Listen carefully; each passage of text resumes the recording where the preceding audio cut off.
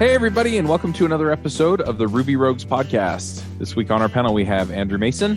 Hello. Dave Kimura. Hey, everyone. Nate, are you back? Yep, I am here. Hello. I'm Charles Max Wood from devchat.tv. And this week we have a special guest. That's Adam Cuppy. Adam, we've had you on the show before, but do you want to remind people who you are? Sure. So I'm a co-founder and the current chief operating officer at Zeal. We're a web and mobile applications consultancy based around the United States. So I'm down in San Diego, but we have a headquarters up in Oregon and team members all across the country. Nice. This episode is sponsored by Sentry.io. Recently, I came across a great tool for tracking and monitoring problems in my apps. Then I asked them if they wanted to sponsor the show and allow me to share my experience with you. Sentry provides a terrific interface for keeping track of what's going on with my app. It also tracks releases so I can tell if what I deployed makes things better or worse. They give you full stack traces and as much information as possible about the situation when the error occurred to help you track down the errors. Plus, one thing I love, you can customize the context provided by Sentry. So, if you're looking for specific information about the request, you can provide it. It automatically scrubs passwords and secure information, and you can customize the scrubbing as well. Finally, it has a user feedback system built in that you can use to get information from your users. Oh, and I also love that they support open source to the point where they actually open sourced Sentry if you want to self-host it. Use the code devchat at Sentry.io to get 2 months free on Sentry's small plan. That's code devchat at Sentry.io. Yeah, we brought you on today to talk about a talk that you gave at Rails Conf last year called Mechanically Confident. Yeah, and actually I've been lucky enough to give that talk a lot. So since then, I think I've given it, maybe 15 different times. In fact, I was just at Abstractions last week and gave it there. And then here in whatever it is, about a month or so, I'll give it again in Utah GS. And yeah, and I think that's so far where we're at. So a lot of times. Yeah, I need to make my way over to Utah JS since it's right here. Yeah, when it's in your backyard, it's the catch-22, right? It's so accessible that it becomes the one you don't do, but it's so accessible it's the one you should do. Probably. Yeah. Well, part of the problem is that I've had this insane travel schedule. I mean, next weekend I'm going to be gone. I'm going to another conference in the middle of September, and I don't know if it conflicts. There you go. Yeah, that's the other thing on. But yeah. Cool. So do you want to kind of give us the elevator pitch on this? Absolutely. So there's a little history to it, but in essence, I have a hypothesis that confidence is not the result of belief alone, which I think is the way we refer to it often. You know, you have to believe in yourself to be confident, but you end up in this reciprocal loop that I don't know that's overly constructive or real. Instead, I believe that confidence is the result of ingrained routine. So the more routine, the more pattern, the more rehearsal that you apply to a given thing, the more confident you'll operate. And I also believe that people can operate and act in a confident manner, even if they don't fundamentally believe that they are confident in a given thing. And I think we see this a lot with software developers that are now, air quotes, senior, that even though they might still suffer from things such as impostor syndrome or a dip in perceived confidence, they still operate very confidently. They have a strong sense for how to tackle a problem, even if they don't know the solution right off the top of their head. It's funny. I was talking to someone the other day, and they said, what boot camp can I go to go from being a novice to an expert in 6 months? And I told them, there is no such boot camp. Because being an expert is years and years of making mistakes and learning from those mistakes. At least for me, that's where I derive to be what I don't want to call myself an expert, but I've been seasoned for many years by learning from my own mistakes. And I think that's also where confidence can get built up is through you've kind of, quote, seen it all. Yeah, well, I also think that sometimes that can be an excuse, and I think the sentiment you're making is totally true and real. So the history behind this was I started as a professional stage actor. That's what I have my degree in. I took only a single HTML class in college. Other than that, my entire focus was on art, specifically performative art. And then over time, I made my way into now, writing software. But what I realized was that in performative art forms, such as theater or music or choral work, or any of those kind of, again, performative arts, the concept of rehearsal is totally commonplace. I think most people, even if you've never been in any of those industries, are familiar with the idea that rehearsal exists. In fact, I think most people even know that it happens for many, many weeks.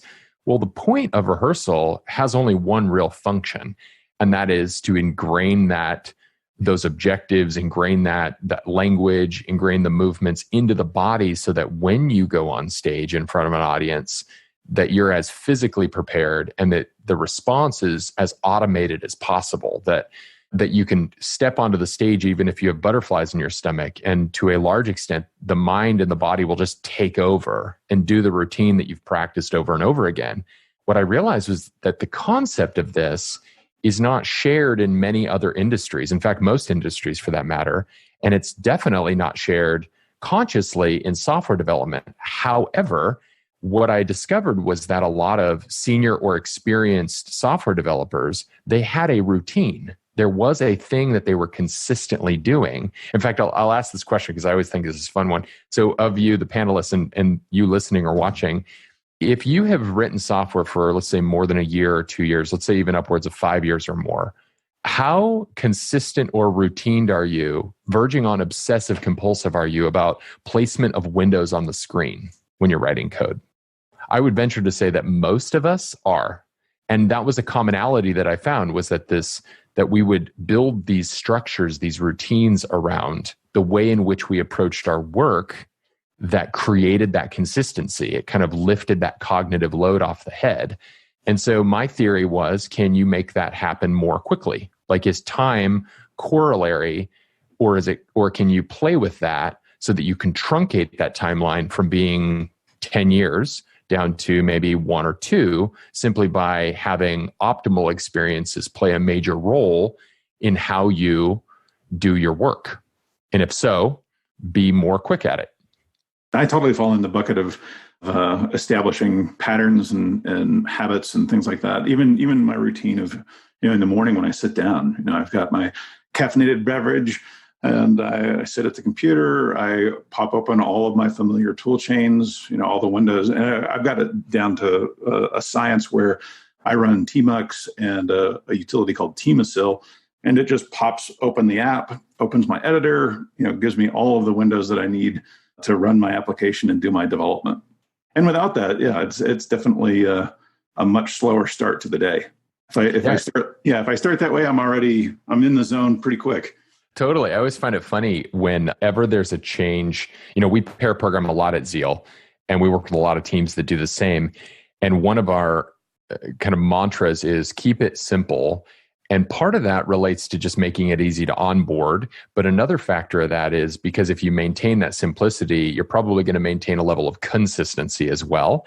And so if you're constantly changing up either key bindings or layouts on a screen, it's surprisingly like how often people want to flip a desk and they're like, I can't even program anymore. I know nothing. Well, but it's just that the color on the screen changed a little bit. I know, but I know nothing anymore. And I think it's because it's those ingrained habits, that cognitive load that's now being tested, and the uncertainty that gets added back into the equation that makes me feel like, oh my gosh, everything's changed. So getting back to there, like you said, with Zeal or using, having the cup of coffee in that same place, all of that matters, totally matters. Even if you're really confident, like you've established these patterns, you're very confident in your daily routine, you've practiced a lot. It's funny how just one little speed bump like that can make it all come crashing down. It's like you've got yourself out of sync with your repetition and patterns. So how do you avoid that huge stopgap from a slight change in your daily pattern? Sure. I'll actually reference improv actors. So a lot of people don't realize improv actors are some of the most rehearsed actors that ever hit a stage. I think most people think when they think improv that it's all random, right? Everything about it is random. That's just not true. The only thing that's random is the content and the situation, which is basically still the content. Otherwise, improv actors rehearse everything else. They rehearse how they're going to work together. They rehearse the games. They rehearse the environment. They rehearse it all. So in response to your question is, you can rehearse, quote unquote, you can practice everything else around the variability so that when the variability strikes, whatever that looks like, you've built a structure around yourself that allows for that to not totally impact you. So as a conference speaker, two of the major things that are likely to change time and time again is where you're speaking and who you're speaking in front of. So if you build this structure around yourself that I am the most confident in this specific environment and this environment alone, like this building, this place, this room in front of only these people, then it can make it really tough when you're put up in front of a different group in a different place or even in a different time zone. So what I do for myself is I have a priming routine that I do right before I give a talk every single time. It's something I have total control over. Right. And it's the same 5-minute routine or approximately 5 minutes, breathing exercises. It's the same physical exercises. And while all of those things help get the blood flowing, and there's a functional component to it, whether it be tongue twisters and whatnot, I think in reality, vast majority of why I do it is to create the consistency that I need to get into the right mental state so that I've eliminated as much other variability as possible so that I'm mentally prepared for the variability I'm about to experience, which is a new group in a new place. So when you have that confidence in the many things that you do and that build your routine around the things you always or a majority of the time can control, right? So if you work from home, like what's your work environment, whether it's the cup of coffee that you drink in the morning or how you get dressed, right? I'm a person that works from home and has for a long time, and I always wear shoes because it gets me in the right state of mind that I'm working. And so, it's those little things that you can stack so that when, again, that variability hits, you're ready for it. Yeah, I've been reading the book Atomic Habits by James Clear, and he talks fantastic. Yeah. Cues, and then he talks about habit stacking. And so, some of the things that you're talking about doing, like taking, breathing and, doing these exercises, those are all cues, but you can also add other things into the habit, like making sure you have your clicker, making sure it's plugged into your computer, and so all of these other things can stack on top of it. And then you don't walk out there and have that hiccup happen when it's, oh, my clicker's not working, or, oh, where is it? Oh, it's in my bag over there. Right. And so you go through these different things. And yeah, we're all primed to take these mental shortcuts to do these things. Another thing just out of this is to make it as easy as possible. And I think, that's kind of what Nate pointed out with, was it Teamasil? And yeah, Teamasil. Cleans it all up, right? So the routine is now I run one program or run two programs instead of running, 8 things to get everything set up. Oh yeah, and if I have to reset it up, I have to cheat, right? I go look at a project I've already built all those things up for and just pull them all over. Yeah, doing it from scratch is too daunting. Like you have to reach for what's already been proven successful in the past. Yeah, Teamasil sounds like an ointment than it does a utility. That's an interesting. All right. You rub it on your screen. Well, that's right. Yeah, nice. Yeah, but it does. It makes total sense. It's also interesting, we've had conversations about things like Docker and tools like that again, you can feed it into this process and then, instead of making sure you have all those gems installed and blah, blah, blah, blah, blah, right? They just go grab your Docker image or your Docker file and, at least most of the way there, or some kind of coordination file if they're doing, more than one container and it spins everything up. Yeah, without a doubt. I think it's one of the most powerful things about many frameworks is it just creates emotional certainty that, it shouldn't eliminate that variability, but it creates emotional certainty. And I think that's a big part of what makes us really effective. So another part of what inspired this was a couple of years back, we were working with some interns out of a code school. So part of they had been in a 3-month program, and then their 4th month was a practical, in-person internship. And they were building a Rails application, which they had been learning how to do for the prior 3 months. And like many people that were, had little or less experience, they were getting tripped up on things that they had tackled and solved many times prior. So I would say that their level of known confidence was low. And what I found fascinating about it was how many iterations they would go through, continually feeling like they didn't know the answer when they did, and they had tackled it before time and time again. So coincidentally, later that afternoon, I was pairing with some of our more experienced team members, and they were experiencing, issues, bugs, errors, whatnot, but it was fewer iterations. And I was thinking, it's easy to cast that off as just being experience, right? Oh, well, they have experience to know that don't go 3 iterations or go 3 attempts before you look up some support docs, go no more than 2 attempts or something like that. But there was another thing I noticed, and it goes back to the window placement, was the interns that we were working with, it was chaos on the screen. I mean, windows were not placed consistently. Things were overlapping. They had windows and they had tabs in a terminal window, and they had multiple terminal windows all showing similar things. Everything was everywhere. But for the more experienced team members, everything was incredibly structured, right? They were consistent with either new windows or tabs, or their placement of things was exactly the same. So we ran an experiment. So on the 3rd week, I said, all right, to the interns, I said, I want to try an experiment. So go with me. And for this week, all I want you to just stick with where you're going to place the windows. That's it. I don't want you to think differently about your work. I don't want you to try anything unique. All I want you to do is just place the terminal on the left-hand side of the screen, the editor on the right, and your browser behind it, and only stick with tabs. It was a matter of hours. In a matter of hours, there were fewer iterations tackling and addressing problems. And so my hypothesis was that there was this cognitive load that was being applied to just the chaos to try and manage and maintain the chaos in their head. Whereas if you could pull that out of the equation and you could get to some consistency, that it allowed for, again, that mental battery to be more available to explore other things. And I thought that was just wonderfully fascinating. So then at the end of the week, when they went into their 4th week, I had them change it up. And surprise, surprise, the first, I don't remember exactly how long it was, but it was a matter of like a few hours. They were confused and they were lost again, and everything was different. And so I think there's a real correlation behind those two, that the more consistency that you can create for yourself, the more probability that you're creating that you're going to be successful in future iterations, and you're going to eliminate that need to focus on it all and let go of it. And I think frameworks can be really powerful in that regard, above and beyond just the technical, capabilities that they might provide to you.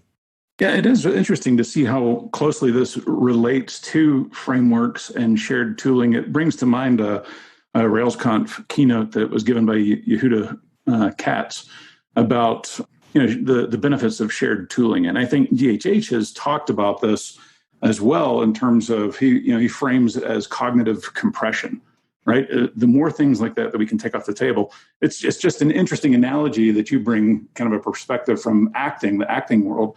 Like rehearsing is really just there building the muscle memory, right? It's there establishing those patterns and reducing the cognitive overhead and compressing that down, so you no longer have to think about any of it. 100%. Totally.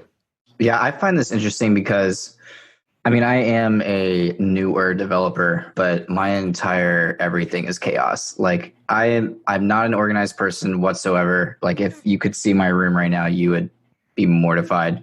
I've always been like that, and it seems like I've just gotten used to the way it is. But recently I did start structuring the way I lay out my windows a little bit better, and I haven't exactly seen a difference, but it's interesting you bring that up, because not only have I started structuring my windows differently, I also changed my setup up a bit, depending, because I work from home and I also work from my office. And just very recently, I have my office and my home setup almost exactly in sync. And it's an interesting thought, because as someone who's very accustomed to chaos and just used to kind of living in that way, I'm interested to see going forward, like, will I be more productive now that I have some consistency and I'm establishing these patterns versus like the chaos that I'm just used to living in? Well, chaos can be a pattern, right? It can be something that creates that same sort of certainty in a different way. I'm curious, for you, do you feel like even amidst the chaos that you still feel like you understand where things are at? Oh yeah, 100%. Totally. So it might look like chaos to others, right? The model may look quote unquote chaotic, but it doesn't mean that for you it's chaos. For you, it's structure. And so it's an individualized thing, right? So for anybody listening, I'm not saying that, solidifying where you place windows on a screen is going to solve any problems. It might introduce new ways to think. It might kind of pull that cognitive load off. But I would imagine that for you, Andrew, that if I was to take your quote unquote chaos and I was to create new chaos in that same room, even if it looked similar, just simply by moving things around, you would feel that chaos. You would feel the chaos and the uncertainty, whereas currently you don't. So it's a very individualized thing. And I think that's perfectly acceptable. It's like finding what it is for you. Oftentimes when I consult teams on this subject matter, team leaders think that their job now is to create order.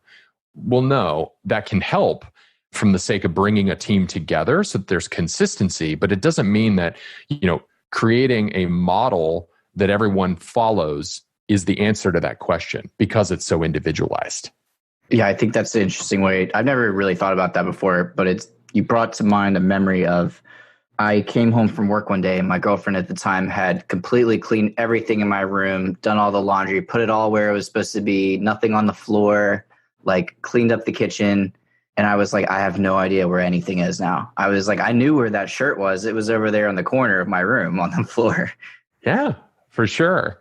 If we really dive into empathy when it comes to this subject matter is to just recognize that we are creatures of habit. I believe that. I believe that we are people that build structures and that's how we compartmentalize things. And recognizing that we all do that is one step. The second step is recognizing that we all do that differently.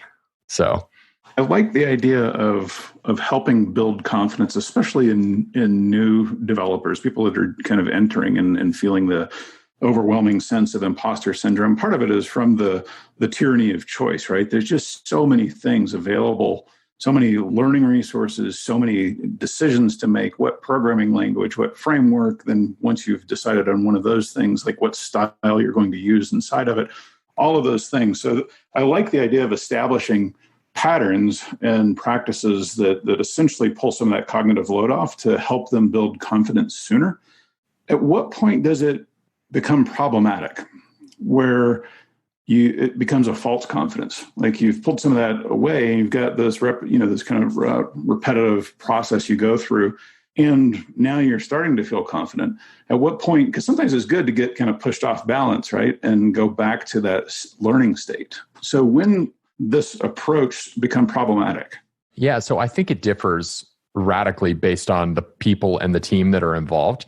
So I don't think that there's a one-size-fits-all answer to that. But I will say that there's a scenario or a subject matter that leads to that false confidence, or at least the dogmatism rather quickly. And that is if you follow certain styles of agile with a capital A, that there's a belief that by simply being agile with a capital A, that you are being pragmatic. But it can very quickly lead to dogmatism, right? Do it this way and this way alone. And if I don't check all these agile boxes, I'm not doing it. And as a result of that, it has a tendency to create a lack of flexibility. Ironically, it makes you less agile with a lowercase a, right?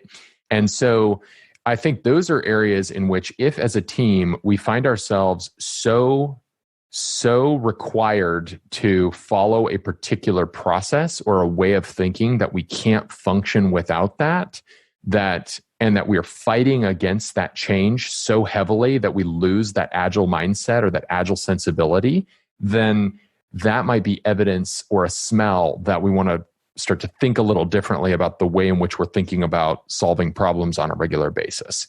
As a company, because we're a consultancy and we work with a lot of teams that have, large technical teams, oftentimes the first step we go through is to try and normalize our thinking around very simple principle sets, right? So Agile as a principle set comes down to some real basics. I mean, if you look at the Agile Manifesto, it's really simple. I mean, we're talking a handful of lines ultimately. There's not dogmatism that's baked into it. There's principles and ideals. And if you're following principles and ideals, then more often than not, you're able to maintain that flexibility. Now, as an actor, my process over the last 2 decades of being a professional actor or semi-professional actor has changed. The way I memorize things has changed. gone back and forth. The way I approach a new script or a new character has gone different directions, but the principles are effectively the same. As an example, understanding what the character's objective is in the entire play has always been true. How I get to understanding that objective so that I can build the tactics that lead up to that character either winning or succeeding at their objective varies. My methods to get there, sometimes I feel like as an actor, my method of finding the emotional state and finding a degree of empathy with a fictitious character might come outward in, right? Similar to testing BDD versus TDD, right? I might take an outward in approach to that where I'm looking more at the physicality of the character first and trying to discover the emotional state, the internal state of the character. Whereas in other situations, I might go straight to the internal state and figure out and let that sort of like bleed out into the physical state of the character on the outside.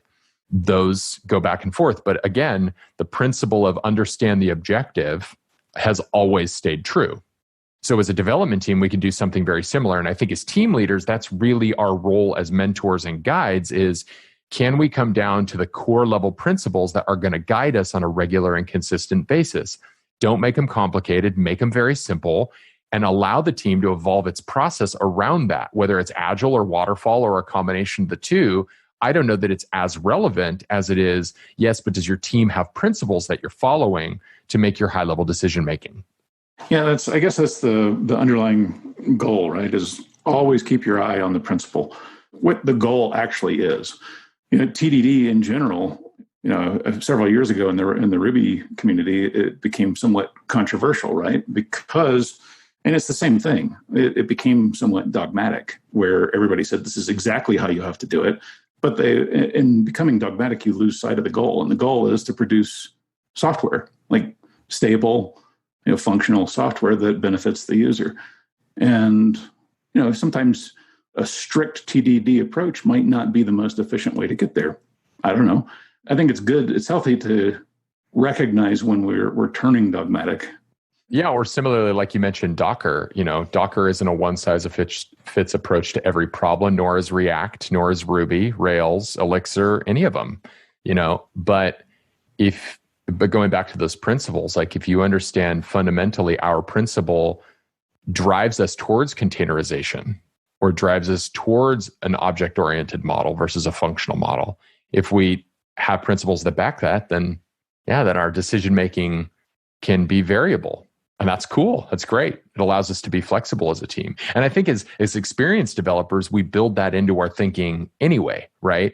I mean, there's like this really interesting like exponential curve. Like when you're starting to learn programming, I think for most of us, we start with like one language, right? It's like, I'm going to learn Ruby and Ruby alone, and I'm going to let the HTML, I don't really know it, but I'm going to learn Ruby alone. And then all of a sudden we learn a couple of other things, and we start to, and in the talk I go over this, like we go through this audit process where we take what we know and we say, of the thing we don't know, what of it is the same? Right? I give the example in the talk of, here in the United States, we drive on the left side of the car. And then you go over to the UK and they're on the right side of the car. And for my personal experiences, when I had to do that, I had, my partner with me and my parents with me, and we're all in the same car. And I'm like, oh my God, today they're all going to die. Everyone's going to die today because I don't know how to drive anymore. Right? But you get in the car and the brain goes through this quick routine of, yes, but what's the same? Oh, the wheel is the same. The dashboard is effectively the same. The pedals are the same. The stick shift is the same. But what's different? Well, what's not the same? What's not the same is I'm on the other side of the car. And that audit process is something, as developers, we gain really fast. And all of a sudden, it's like, oh boy, this new, now it's TypeScript, but it's still JavaScript. And so we can audit that. And now we're writing TypeScript all of a sudden. And, where it would have taken us 6 months to learn anything, we can learn it in a week or a weekend. Because our ability to sort of map those things over top of one another is so fast now. And that is the skill. We have those same principles that allow us to be incredibly effective really fast. It's funny. I had a computer science degree in college, and I found almost every single class unhelpful. But there was one specific professor I had who was very young, working actively in software development. And he taught his class. He went through several different programming language, different frameworks throughout the class. We had a project in each of them. And he stated at the very beginning that his goal was to teach us that maybe the syntax is different, but the fundamental structures of programming languages are the same. And you can look in and find the patterns, and then you can just research the exact way this language wants to do this thing. But the fundamental algorithm that you would use to solve the problem was fundamentally the same. And throughout that course, that I've kept that to heart because I've found that to be a very interesting lesson. And I've seen that hold true. If I'm programming something in Ruby and I'm like, okay, now I got to do this thing in Java, I can think about it how I would do it in Ruby. I said Java, I meant JavaScript. But I can think about how I would do it in Ruby and kind of take that fundamental algorithm of I need to do this, this, this, and this, and then translate that into the syntax of JavaScript. And it is really sped up the way I can switch between languages. Yeah, and I think that's an essential thing. What your professor did, I think, is the thing that mentors need to focus their energy on when they're working with a mentee. This is what's so important, is not to teach the syntax. It's to teach the principles of that language. Let that person discover the syntax. When we pair program, I give a talk at a code school here called Pair Shaped, and there's a chunk of it about how to do pair programming effectively. And we talk about the driver navigator, which is probably one of the more common models, right? You have one person that's focusing on the road right in front of them, and then you have another person that's focusing more on the map. And I think an ineffective pair set is one where the navigator is just looking out for syntax problems, right? But a really effective pair set is where the navigator is looking out for the pattern consistency. Are we doing this in alignment with the style guide we've established on our team or between each other, right? When we're looking out for that, are we following common and similar conventions that we've established as a team? That's when a driver-navigator combo is incredibly effective. That's when you start to build really good software as a pair. The other version of it is like, well, doesn't a linter do that? Yes, it does. So you had brought up imposter syndrome before, and a lot of, I think a lot of this maybe conceptually resonates, but it's not very helpful without something actionable on the other end of it. And so where do you start? So if I could, I'll go to the ways to think about it, right? How do you start creating it? So the first is actually by not changing anything. It's about asking yourself the question, what is it that I just do consistently that creates a consistent result that I'm happy with already in my life? Just start there, right? Whether it's my coffee in the morning and, something even seemingly ridiculous, like I use the same coffee cup as an example. You're looking for what are the things you do today, right now, that you are proud of, that create a happy and proud result. And we all have it. So if you feel like you don't, I encourage you to get with a friend and explore those things with them, because we all do it. And then from there is like, okay, well, how can I create that small iterative change towards something I want to be better at? So as an example, with writing better software, or I don't know if it's less buggy software, or just a new habit or routine that you like to get into, is find something small that you can do regularly that gets you there. I mean, we hear about this all the time in health and fitness. It's more valuable to start by counting your calories than to worry about what you're eating. And the reason is because by simply getting into the habit of counting your calories, you're creating conscious awareness on the situation that you're in today. In fact, most people will start to lose weight, even if they seem to eat the same thing, just simply by counting calories, because their awareness is on it now. And so they don't eat that extra something, or they're more selective because simply they're focused on something that has meaning in their life. Then you can iterate on that and say, okay, well, now that I'm counting my calories, my new targets in counting my calories are, 2,000 or whatever. And then I can evolve that into macro ratios and my nutrients. And then I can evolve that into meal planning and meal prep. And I can evolve that into exercise routines. I can start with something that is seemingly small and irrelevant, but that I can stick with consistently, and I can build on it. Like developers who stick with window placements or using Teamasil. Like Teamasil doesn't do anything other than create the consistency for you, Nate. Really, you can do it manually. Like you don't have to use it, right? Oh, totally. Yeah. And then I got lazy, which is why I built it.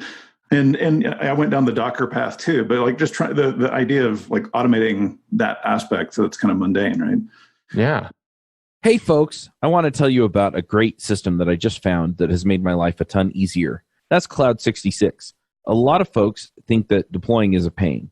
I kind of grew up as an ops guy, and so I never really felt that way until I tried Cloud 66 and realized that the way that I was doing it with Capistrano, pushing stuff up to DigitalOcean, it really was kind of a pain. And when things didn't work, I had to go in and I had to bang my head against the wall to figure it out. Plus, all the setup stuff was just a big headache. And what I found with Cloud 66 is that it's a really nice way just to get everything set up. I just told it I had a Rails app, and off it went. It set it all up. It does the deployment, and now that I have other developers working with me on Podwrench, which is what I'm using it for here, all I have to do is give them access, and then they can go push the button for me, and it gets deployed.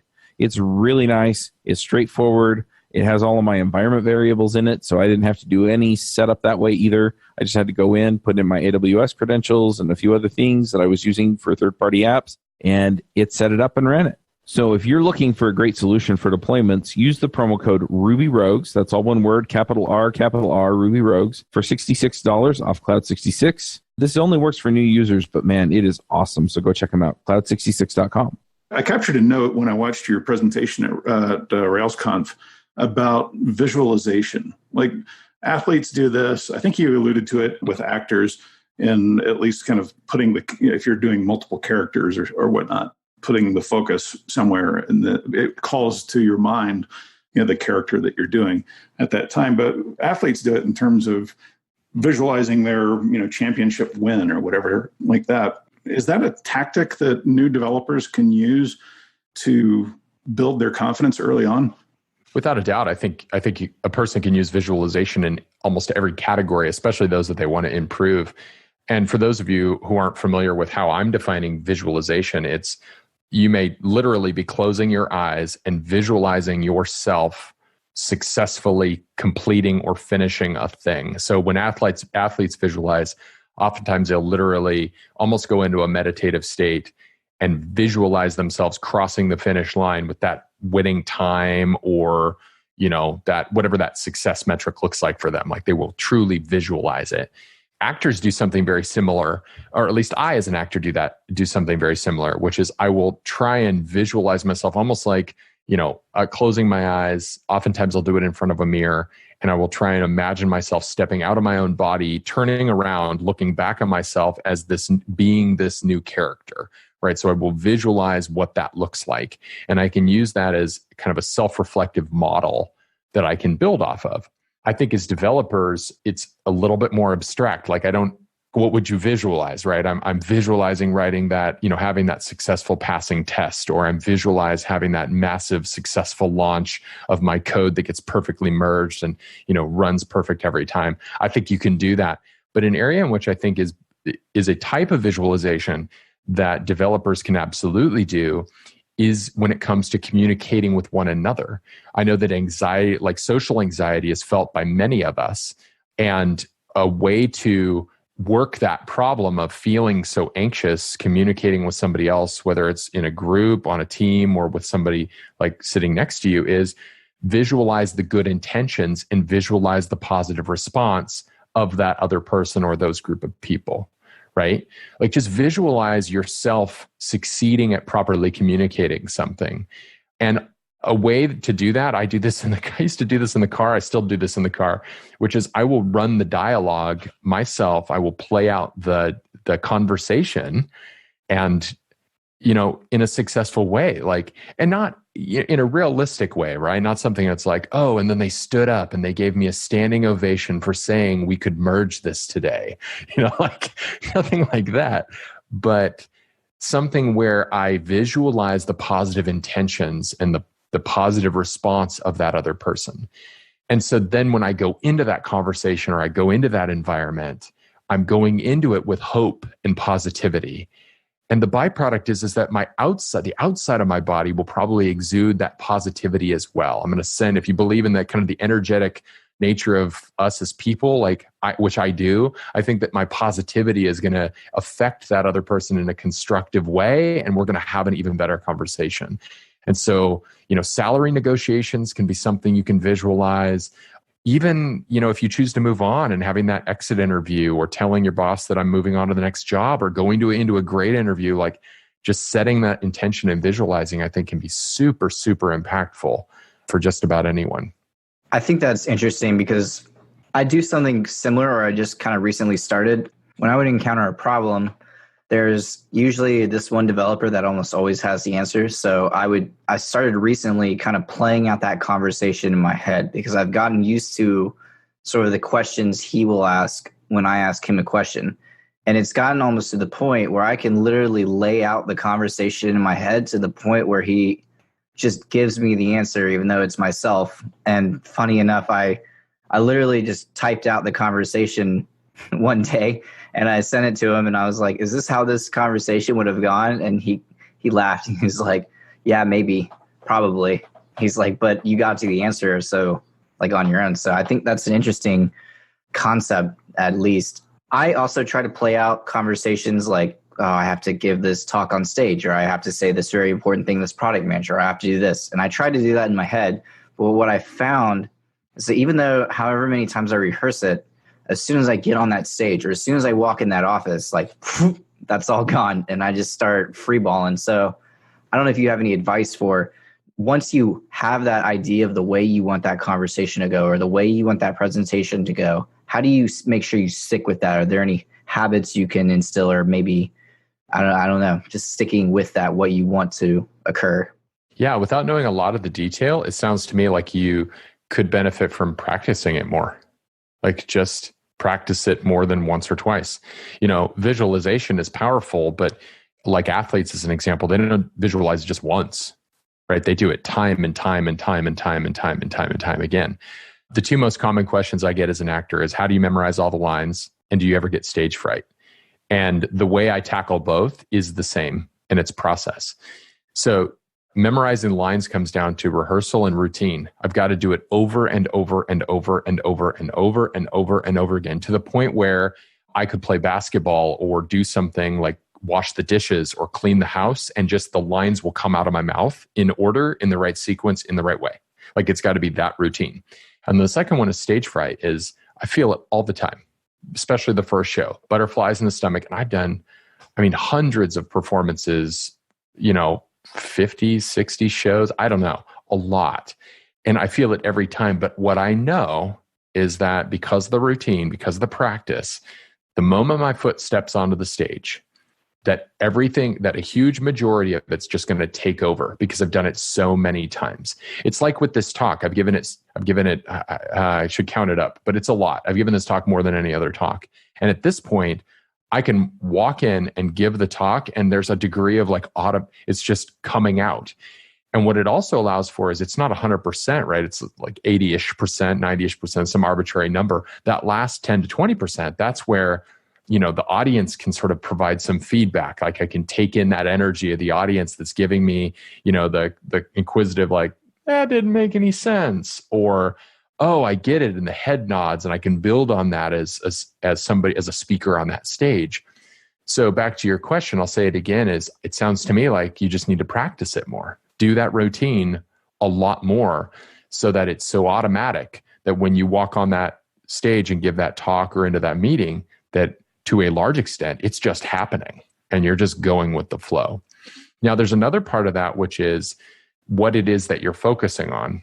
Where focus goes, energy flows. And I think somebody like Tony Robbins or something said that. And in essence, I think the point of it is really essential, which is, well, where are you putting your attention and your focus?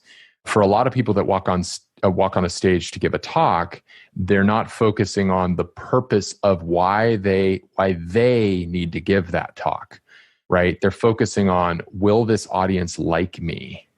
And I know how easy that is as human beings to fall into that, especially as a stage actor, and especially if you're somebody that's going to give something that might be controversial or might push some buttons, is that fear of, oh my gosh, will I be accepted, in effect? And that can be combated with, again, that rehearsal. It's practice it, put the visualization, do it over and over and over again, so that the only thing really that you have to consciously be focusing your attention on is how will I flex and mold and move to what I don't have control over and be ready for everything that I do have control over.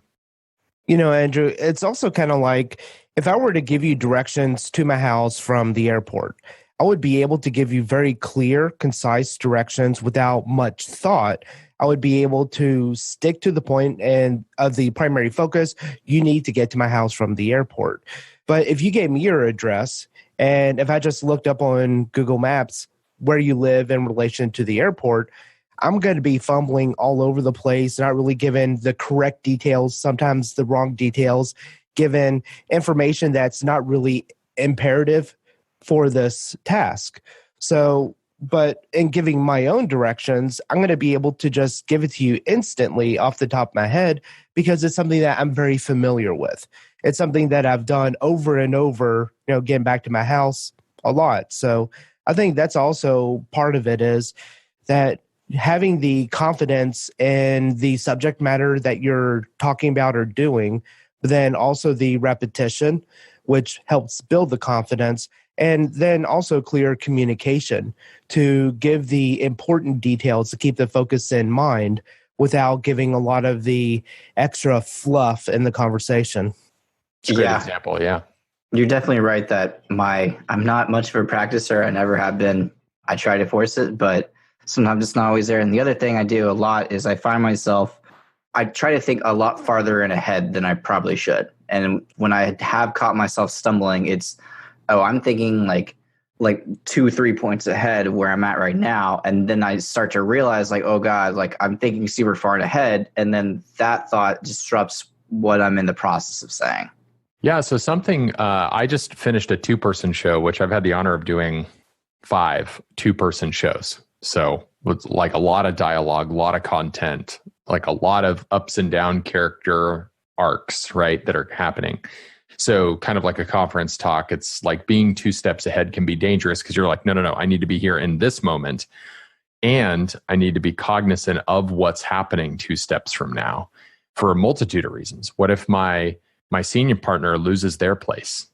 Right. And they're the one that's driving the scene, because oftentimes in a 2-person show, you're going to have these moments or these scenes where one of the 2 characters is kind of driving the scene along and the other one's sort of responding to what the other character is asking questions of or doing. And if they get lost and they're driving the scene, what do? Right. And so as an actor, being 2 steps ahead matters. So you know where we need to get or where we need to go if they get totally off base.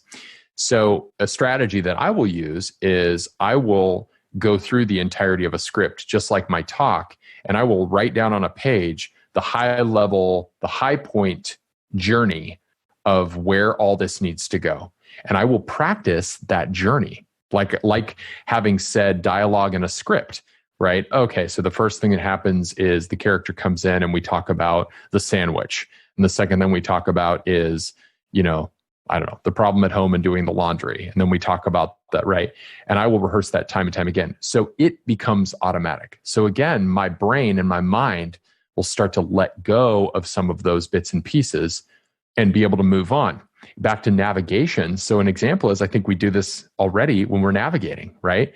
There are specifics like, okay, you're going to turn right on 2nd Street after you go past E Street on your left. Right, there's these details. I'm the 3rd house on the left, right? Pull into the driveway onto the right-hand side because I might have a car on the left, right? There's those detail bits. But you better start by going south.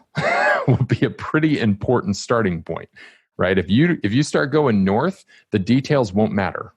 They just won't, right? And so as a talk and as a talk presenter, you can deploy the same strategy of, okay, well, as long as I know the high-level bits and where we're trying to go with this sucker, I can at least navigate my way towards success versus any direction we could end up as being, somewhere that takes me off path. Another simple strategy is I am not a fan of Q&A at a talk. I don't know that Q&A right after a talk is effective, but even if there is Q&A, I will pre-frame for the audience what type of Q&A and an example of that Q&A that I would like for them to present so that I don't get everything, right? So I will in fact seed the audience with a question, right? What the type of question, the type of expectation that I have so that I can create that certainty for myself amidst the volatility and variability that could come out of a Q&A. What advice would you have for somebody who's on the fence or has never given a presentation? Like, I mean, we're talking about techniques that can be used once you're kind of on the hook to deliver. But what about somebody that has never submitted a conference talk or is just kind of thinking maybe it would be good, but I don't know if I'm qualified? What advice do you have for that person? Get a mentor. Find a mentor right away. If you're listening and that resonates for what Nate just said about, you want to give a talk, you just don't know where to start, you don't know if you're qualified or have subject matter, you would be blown away, so amazed at how many past speakers, even the most well-known, would give you support. Just working that with you, helping you write the proposal, helping you develop the idea. You'd be blown away. In a CFP process or a call for proposal, when you're submitting a talk to an organizing body, it's actually not helpful to try and get advice through that medium. I've been on the program committee for a few different conferences, and it's really unfortunate because what I've always wanted to do is be able to give those submitting speakers some suggestions or advice on how to make their proposal or their idea a little bit more refined and a little bit more focused. But if you're talking about something like Rails Conf, they're getting 500, 600, 700 submissions. They just simply don't have the time to help everybody. But if you turn that around and say, well, I'm not going to seek the organizers for support, I'm going to seek fellow speakers. Again, you'd be blown away. Nadia Odunayo, who is a very prolific speaker and a good friend of mine, she started a website called SpeakerLine.io, which is its high level intention is to help demystify the speaking process. And so currently in its state, what it has is it has a bunch of well-known Ruby or Rails speakers and many of their proposals. And on the right-hand side of each of their proposals, it'll say, where were they rejected or accepted, right? So you know that it's like not every talk gets accepted. I've given dozens and dozens of talks and half of my submissions don't get accepted. So there's nothing about this. So demystifying that for you, if you're listening and want to do it, there's so much support that's available to you. And I know that it can be scary to reach out to people that you might aspire to be like, or you don't know. And so the best word of encouragement I can give you is, muster up that courage, even if it's in that moment, to send a quick message. Heck, you can send it to me. I'm happy. If I've got the time, I am happy to help you try and extract out a talk. Please, your fear is yours to own, but I hope that your fear doesn't push you past being able to give back to the community, especially if you're compelled to do so, because there really are a lot of people that can help you out. There really are. This is a neat little website. I'm going to have to dig into some more of these. Yeah, Nadia is an incredible person. I am so pleased to call her a friend. And for those of you listening, if you have an opportunity to reach out to Nadia, one of the most giving, positive people I know, like truly, it's just a dear, dear friend of mine. Yeah, we had her on the show a few years ago, and she's very bubbly personality and very happy to help people out. So yeah, and I definitely love this. I mean, there's a certain level too of not just in speaking, but in other areas too that people get stuck, right? It's okay, well, I don't know what to learn next, right? So I hear a lot about React, Vue, and Angular, and which one do I learn and how and when and whatever. Or, there's Webpacker, and it's like, okay, well, do I need to learn Webpack? And how does Webpacker interact with it? And blah, blah, blah, blah, right? And so you get all of these areas where people feel like they don't know where to explore. And it's the same exact thing, right? It's, okay, go out there and see who's speaking about it. Go out there and see who's blogging about it, who's making YouTube videos about it. And what I find is a lot of people in the community, you just go, I need help. And they're like, all right, let's hop on a Zoom. You can share your screen and I'll walk you through it. Without a doubt. Yeah. It often takes a few attempts. I guess another area of encouragement is don't let the first try be the only try. Normalize your experience, create an average, and build understanding off of that average. I mean, I run a business, and I will tell you that looking at monthly information is only so helpful. Oftentimes it isn't helpful. Trends are the thing that matters, right? And so if you're giving one attempt at something to get some support, and not getting the type of feedback you're either hoping for or any feedback at all, I highly encourage you to try again, reach out to someone else.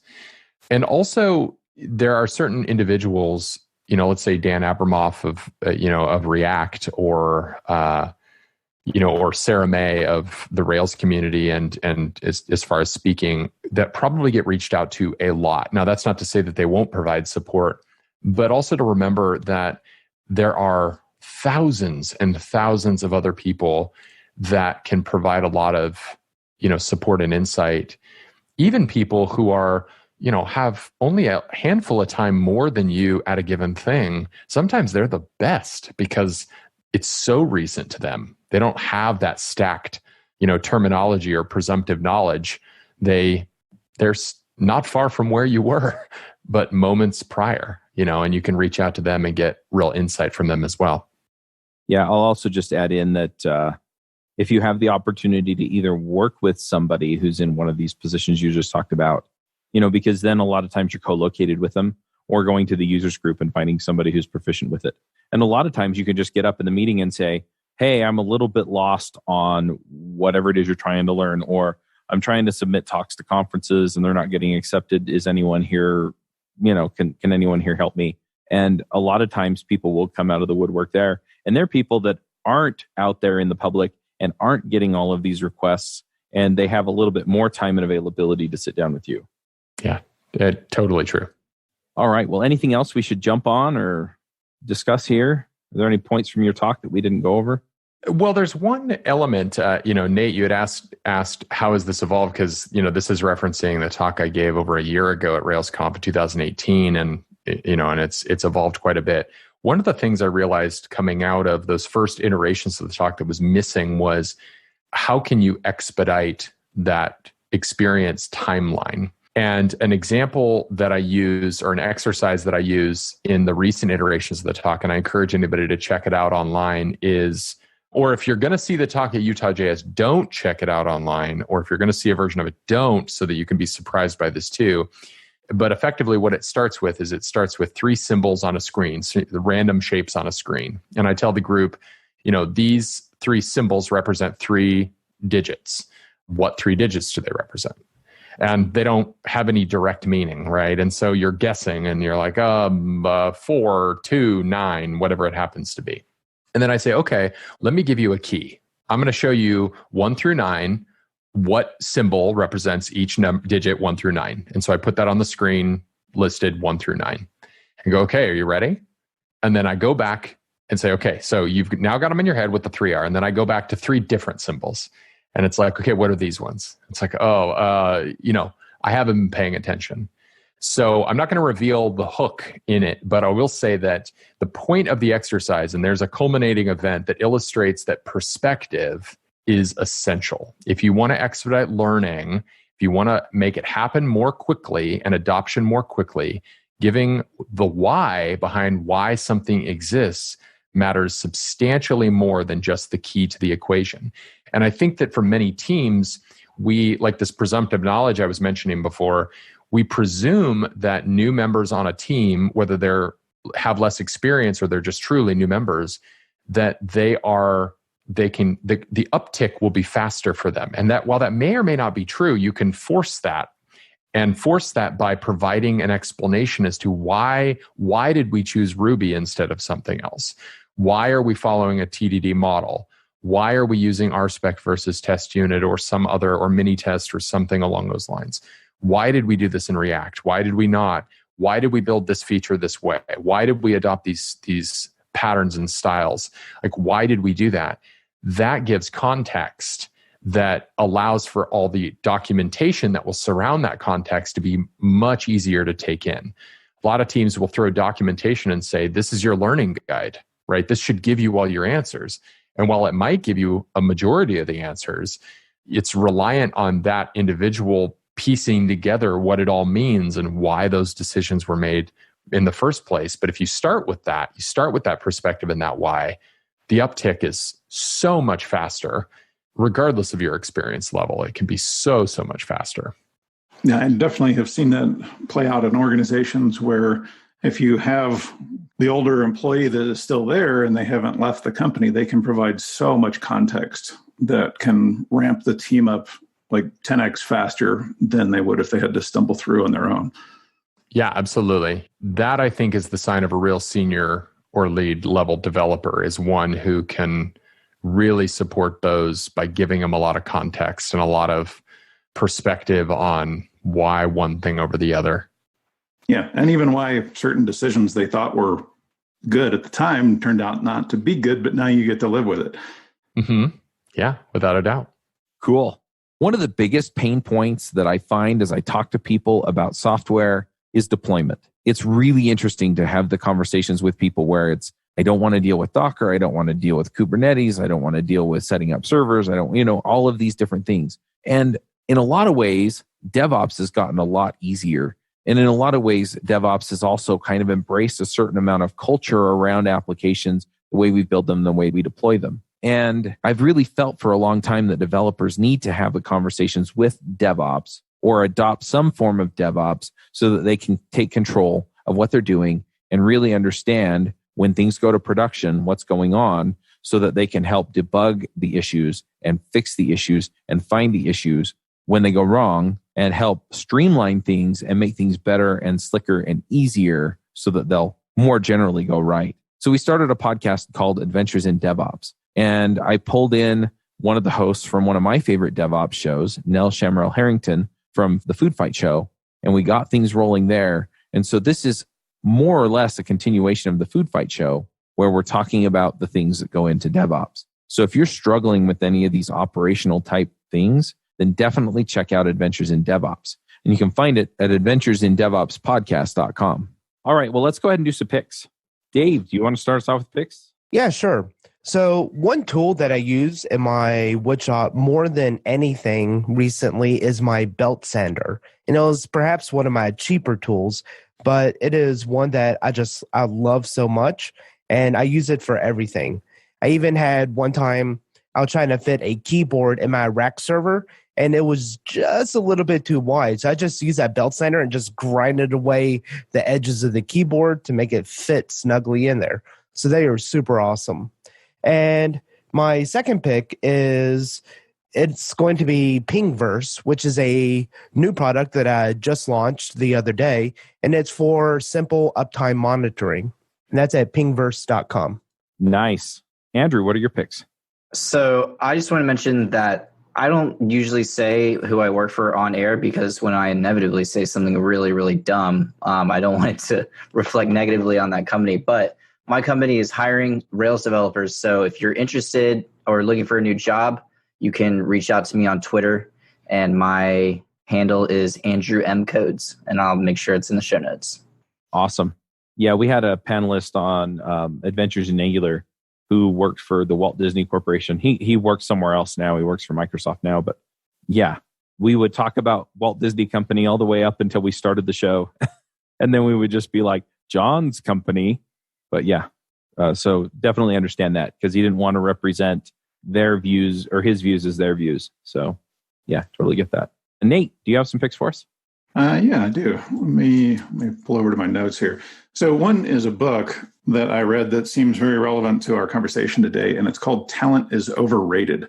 It's a pretty fantastic book. It really focuses on this idea of practice and how deliberate practice, and kind of touches on this 10,000 hour concept to mastery, right? And practice is really what produces results. As humans, we often want to reach for this idea that somebody's got a natural talent or a natural knack, but that kind of gets us all off the hook from putting in the time and effort that the deliberate practice requires. Because if we did that, we would probably be approaching mastery ourselves in the thing that we were practicing.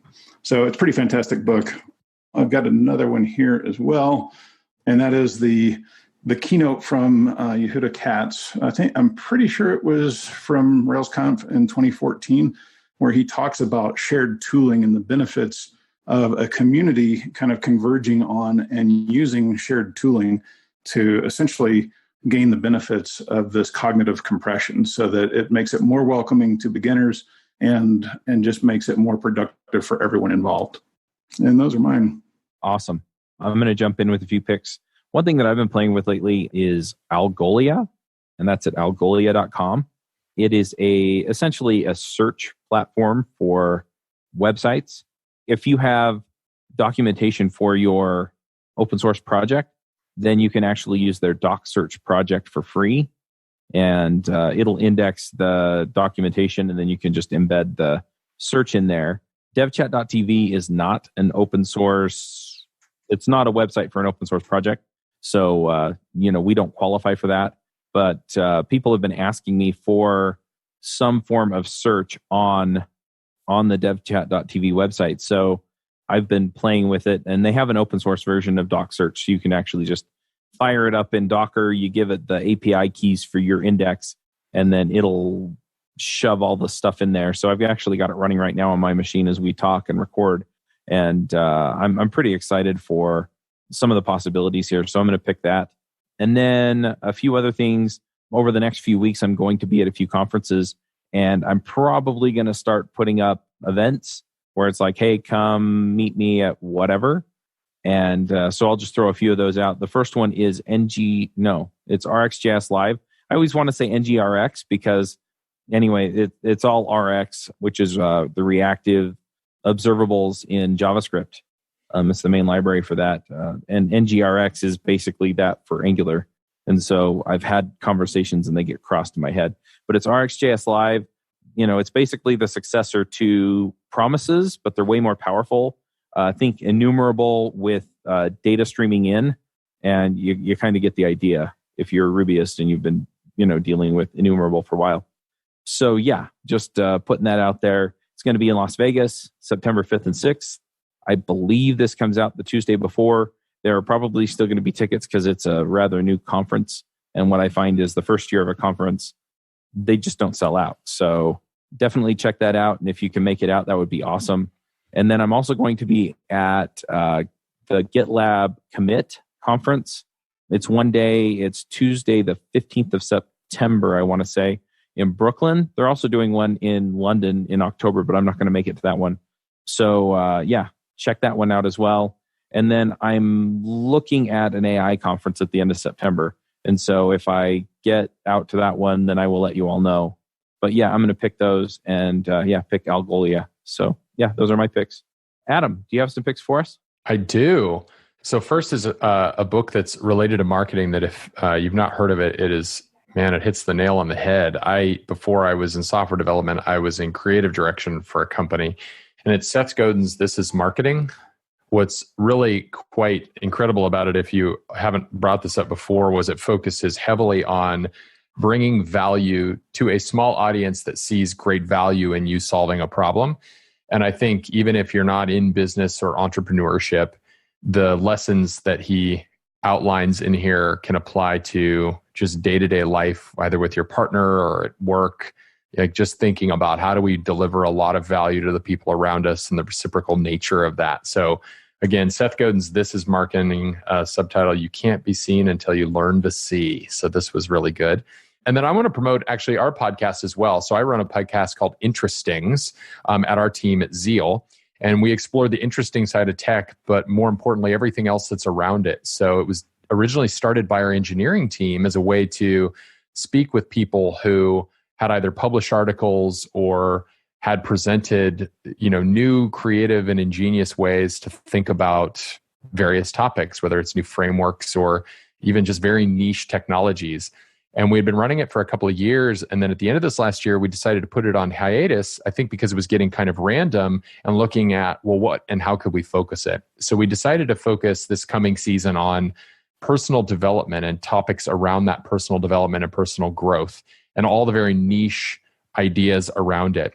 So the interviews that are going to launch this next season, I'm super excited about. They're really fascinating. I interview a woman that was the keynote speaker at a conference, and she talks about having a defibrillator with software that is hackable. And what does that mean towards the life, as far as quality of life and the kind of threat of life to herself? given that that could be taken advantage of and it could be used against her. So we talk about just these really niche topics, and I'm super excited about the podcast that's upcoming. And then the last thing is related to this. I've been putting together, I have a survey that is related to just general topics of confidence. What do people do? How do they address it? To sort of demystify imposter syndrome as far as not just being a thing that we feel, but how we handle it. And so that'll be something I would love to include as well, as just as part of a research project for me to help really better understand how people are going through the topic of confidence, how they think about it, how they feel about it, how they handle it. And there's a gift in there for your time. So I don't want to make it just a self-serving pitch, but yeah, those are my picks. Awesome. And Adam, if people want to find you online, where do they go? You can find me under my name just about everywhere. So on Twitter at Adam Cuppy, Cuppy. On LinkedIn, the same. I'd love to connect with all of you on both of those spots. Instagram, the same. And GitHub, the same. And then my company, Coding Zeal, which we just call as Zeal, you can find that in just about everywhere in the same way. So Coding Zeal, CODING, Z as in zebra, EAL.com. And then the podcast is at podcast.codingzeal.com as well. Nice. And do you want to just give a quick elevator pitch for Zeal? For people? Sure. Yeah. So we're a people-focused, process-centered consultancy. So we build custom web and mobile applications for companies all around the United States. Our team is distributed. We're also hiring, and we're looking for people in all skill levels, contract and full-time positions. And what we really like to focus our attention on is how developing a unique process as a team, a playbook in essence, that can help a team be really effective, how we can do that with that and through the code, deliver some really quality stuff, really quality features, but level everybody up in the process. And so again, if you want to check out codingzeal.com, if you have questions, I'd love to be able to help. Good deal. All right. Well, thank you for coming and talking to us. This was really fascinating. And it's fun to talk about the people side of code. So yeah, thank you so much. I had a really good time. We can do it again anytime. All right. Well, let's go ahead and wrap this one up, folks. All right. Talk to y'all later. Bye. Bye. Have a great day. Bandwidth for this segment is provided by CacheFly, the world's fastest CDN. Deliver your content fast with CacheFly. Visit CacheFly.com to learn more.